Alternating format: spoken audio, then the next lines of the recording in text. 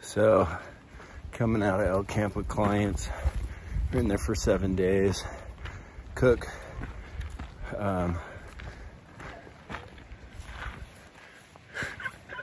They're yelling.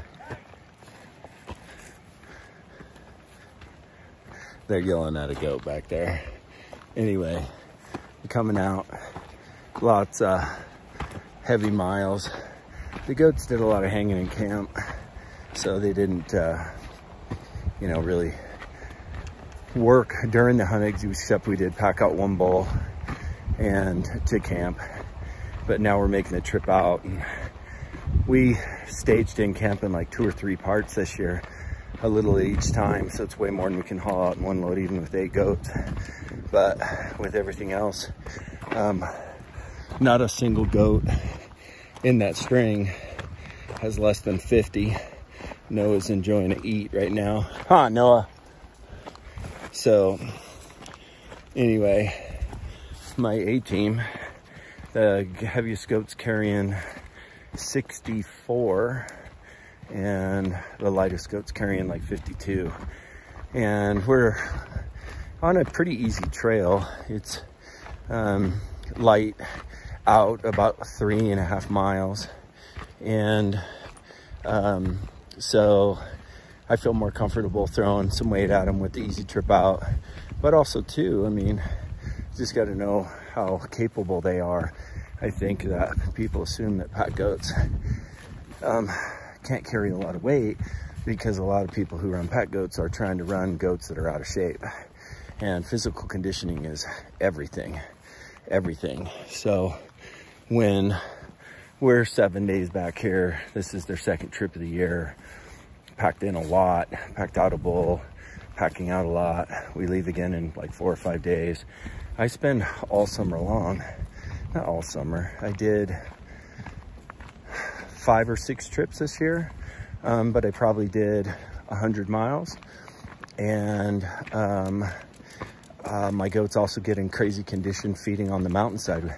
I find that now I'm able to start them off at like, they're about 2%, or excuse me, about 40% conditioned for the year just from the steep mountain that they graze on in the spring. So it's this really beautiful thing that I didn't intend. It was just this rad benefit of Ripple Ranch. And so, but my point is conditioning. Even if you don't have that big of goats or that sort of thing, it's not that they can do more mileage, but if you want them to perform, they need to be in shape.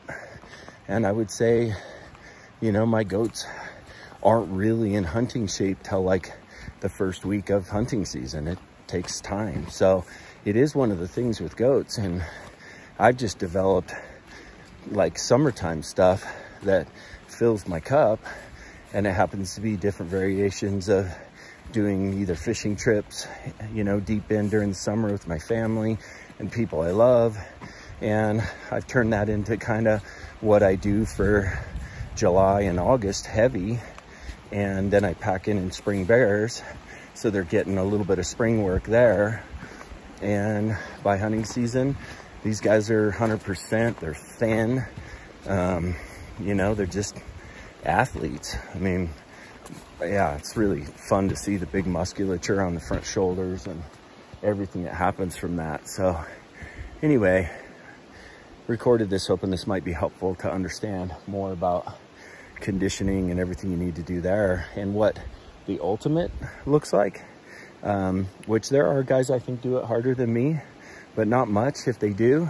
And in the conditioning side of things, that's what I'm saying mostly. There are guys who hunt more than me for sure, but I take a lot of time and energy in conditioning and having them in shape ready for this stuff. So you know, I'd never throw the loads I have on today. I would never throw the loads I have on today. Sorry, I'm being distracted by wild raspberries, you guys. Sorry, I gotta get me some. A tasty treat. in the woods. So, if you're mentally resolved enough to have still stuck with me, because I've rambled, sorry. But if so, just remember, conditioning is so deeply critical, and it takes time to do it. And if they're not in condition, then you just can't expect as much out of them. You know, you just can't. So I hope you find that helpful.